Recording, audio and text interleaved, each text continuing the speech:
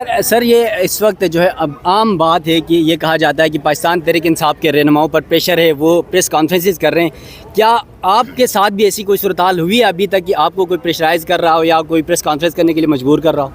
ये पहली बात तो ऐसी नहीं है बात, और नंबर 2 मैं लीडर ही नहीं हूँ, मैं तो एक वकील हूँ। बट मैं तो वकील हूँ जी। बाबर रवान साहब को भी प्रेशराइज करके बाहर चले गए, वो आप भी हैं सर। इस वक्त सारा दारमदार आपके ऊपर किया जा रहा है पीटीआई की तरफ से। मैं तो जी एक प्रोफेशनल वकील हूँ, प्रोफेशनली मैं सारी चीज़ों को हैंडल करता हूँ, तो मुझे कोई लास्ट क्वेश्चन, खान साहब से आपसे राब्ता आपका खान साहब से राब्ता होता है क्या? इस वक्त उनका मोराल है क्या? घबराए हुए हैं खान साहब? नहीं, बहुत हाई मोराल माशाल्लाह। मैं बल्कि सरप्राइज हूँ कि इतना हाई मोराल उनका है। सर ये जो इमरान खान पर पाबंदियाँ लग रही है टीवी चैनल में उनका नाम लेने पर, इस पर क्या कहते हैं? देखें, ये भी चैलेंज किया हुआ है अदालतों में और अदालतें इस पे फैसला करेंगी। मेरे मुताबिक तो किसी पॉलिटिशियन पे आप पाबंदी नहीं लगा सकते। फ्रीडम ऑफ स्पीच हमारा जो आइन में है उसकी खिलाफ वर्जी होती है, लेकिन आप ये ज़रूर कह सकते हैं कि आप क्या स्टेटमेंट्स, किस किस्म की स्टेटमेंट्स दें या ना दें, ये आप नहीं कह सकते किसी को बैन करना। फवाद चौधरी, फयाजुल हसन चौहान, मुसर्रत जमशेद चीमा जैसे लोगों को वापस पार्टी में रखना चाहिए अगर हालात बेहतर हो जाते हैं आने वाले वक्त में? देखिए, मेरा इसमें कोई ज़ाती तौर पर क्या समझते हैं? मेरा ख्याल है ये फ़ैसला पॉलिटिकल फ़ैसला होता है। आपको बताऊं, एक चीज़ होती है इंटेलिजेंस। इंटेलिजेंस का मतलब है कि आप सबको पता है, आपकी हर की इंटेलिजेंस है कि उसका क्या मतलब है, लेकिन एक चीज़ होती है विज़डम।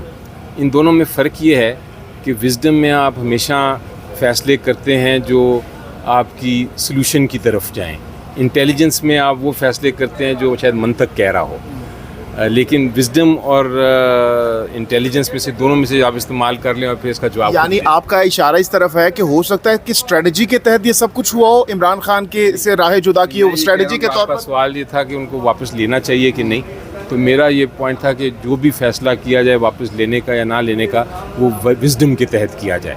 और विज़डम, अगर आपसे मशवरा मांगते हैं, आप क्या मशवरा देंगे इन 3 लोगों के बारे में स्पेशली, क्योंकि क्लोज थे काफ़ी पार्टी के अंदर? जी देखिए, मैं तो मशवरा देने की मेरी कोई कैपेसिटी नहीं है, क्योंकि मैं तो जो मशवरा देता हूँ सिर्फ कानून के मुताबिक है। ये एक बहुत पॉलिटिकल फ़ैसला है और उसमें क्या वजह थी उनकी जाने की, क्या वजह नहीं थी, उस पर डिपेंड करता है। अगर किसी को मजबूरी के तहत भेजा गया है तो उसको वापस लेने में कोई हर्ज नहीं है। अगर कोई अपनी मर्ज़ी से छोड़ के गया है तो फिर वो वापस आएगा ही नहीं। अली ज़फ़र साहब, शाह महमूद कुरैशी साहब भी रिलीज़ हो चुके हैं। इससे पहले यास्मीन राशिद साहिबा का केस भी डिस्चार्ज किया गया। परवेज़ इलाही साहब को भी बार बार उनको रिहा किया गया। क्या समझते हैं, मामलात बेहतरी की जानिब जा रहे हैं? और वो पीटीआई के सपोर्टर जो कि इसी उम्मीद के साथ हैं कि भाई मामलात बेहतर होंगे, तो क्या समझते हैं लीगल पॉइंट ऑफ व्यू से और ओवरऑल सियासी पॉइंट ऑफ व्यू से मामलात बेहतरी की जानिब जा रहे हैं आपके ख्याल में? जी देखें, बिल्कुल उम्मीद रखनी चाहिए। मेरा ख्याल है इसका कोई ना कोई हल होगा सारी सिचुएशन का। बहुत कुछ डिपेंड करता है सुप्रीम कोर्ट की प्रोसीडिंग्स पे।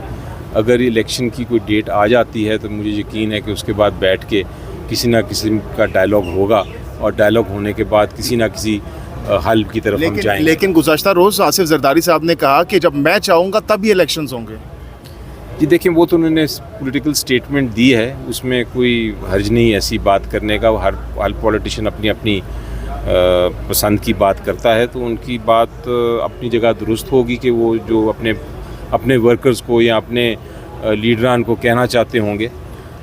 हम भी ऐसी स्टेटमेंट दे सकते हैं, लेकिन अल्टीमेटली फ़ैसला आइन के मुताबिक अदालत ने ही करना। किस हद तक धचका लगा है जो अहम रहनुमा छोड़ कर गए हैं, सियासत छोड़ कर गए हैं, कुछ पार्टी से राहें जुदा कर गए हैं, किस हद तक का पीटीआई को, खान साहब को झटका लगा आपके ख्याल में?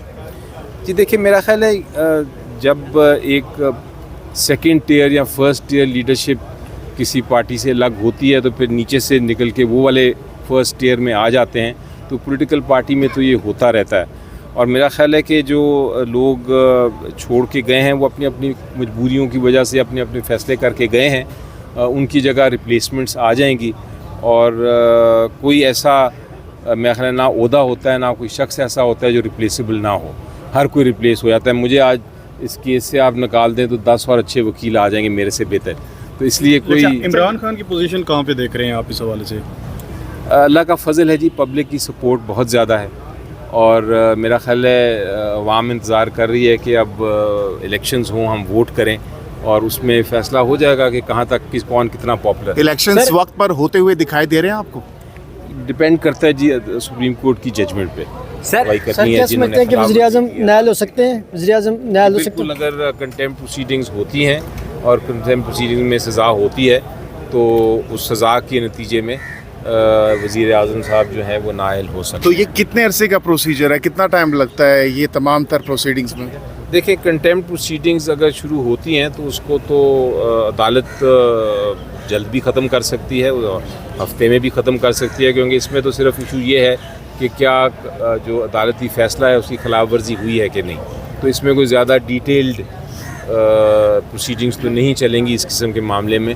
अगर ये प्रोसीडिंग्स चलती हैं तो जल्द ही कंक्लूड हो सकती है। आइंदा समाप्ति वो कब होगी सर? इस केस की समाअत तो ट्यूसडे को है। ये जो नज़रसानी की दरखास्तें हैं और जो नया कानून बनाया है उसको जो चैलेंज किया है, ये अगले हफ्ते मंगल को फिक्स्ड है। सर जी ये बता दें कि गुज़िश्ता समाअत पर भी चीफ जस्टिस पाकिस्तान की जानिब से और जजेस की जानिब से और आज की समाअत में भी कहा गया कि जो नया कानून बनाया गया रिव्यू एंड एक्ट वाला, जो जजमेंट वाला, वो कुछ बेहतर है। तो आप क्या समझते हैं कि सुप्रीम कोर्ट इसमें कोई हुक्म इब्तिना तो जारी नहीं करेगी?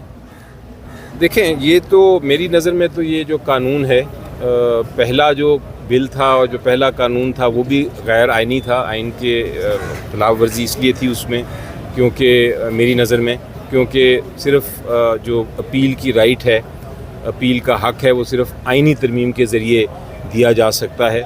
तो वही गलती इस दूसरे कानून में भी है कि उन्होंने एक तरह से इस कानून के ज़रिए एक हक़ दिया है अपील का, लेकिन वो आइन ये कहता है कि ये हक़ सिर्फ आइन की तरमीम के ज़रिए ही हो सकता है। अपील का अगर हक़ देना है, ये आप आम कानून के ज़रिए नहीं कर सर सकते। तो इन्हें अदालत में आप क्या समझते हैं कि चीफ इलेक्शन कमिश्नर भी नायल हो सकते हैं अगर वो अमल दरामद नहीं कराते इलेक्शन में, जिस तरह 14 मई को इलेक्शन होना था लेकिन उन्होंने नहीं करवाए? नहीं, देखिए, मेरी नज़र में शायद इलेक्शन कमीशन वालों का इतना उनके ख़िलाफ़ शायद कार्रवाई ना हो सके, और उसकी वजह मैं इसलिए कहता हूँ कि उन्होंने कहा था अदालत में कि हमें पैसे दे दें और हमें सिक्योरिटी फराहम कर दें तो हम इलेक्शन करा लेंगे। तो अगर उनको नहीं दी गई, पैसे नहीं दिए गए और उनको सिक्योरिटी नहीं फराहम की गई जो उनको रिक्वायर्ड थी, तो फिर शायद वो इलेक्शन ना करा सकें। तो इसलिए हो सकता है कि तौहीन अदालत उन तक ना हो, उनके पास कोई शायद डिफेंस हो, उनके पास कोई बचत की गुंजाइश हो, लेकिन ये उनकी अब क्या डिफेंस लेते हैं ये उस पर डिपेंड करता है।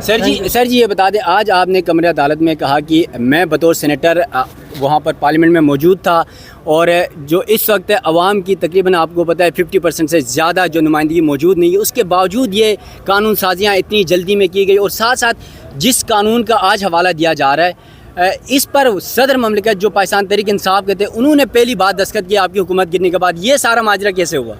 देखें, जहाँ तक वो ये बिल्कुल दुरुस्त बात है कि इस कानून पे डिबेट नहीं हुई।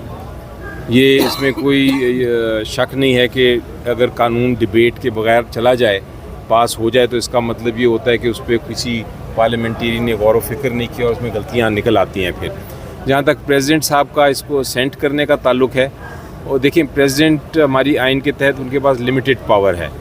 उनके पास वो कोई कानून को रिजेक्ट नहीं कर सकते, वो सिर्फ एक बार वापस भेज सकते हैं पार्लियामेंट को कंसिडर करने के लिए, और अगर वो वापस भेजते हैं तो पार्लियामेंट उसको अगर नहीं मानता प्रेसिडेंट की जब वापस कानून किया है और दोबारा से वही भेज देते हैं प्रेसिडेंट के पास, तो प्रेसिडेंट को फिर असेंट करना पड़ता है। तो इसलिए प्रेसिडेंट साहब का उन्होंने तो अपना, वो चाहे पीटीआई के हों या चाहे किसी और ऑर्गेनाइजेशन की हों, उन्होंने तो आइन के मुताबिक ही अपना जो फंक्शंस हैं वो परफॉर्म करने हैं, और उन्होंने आइन के मुताबिक अपनी ज़िम्मेदारी परफॉर्म की।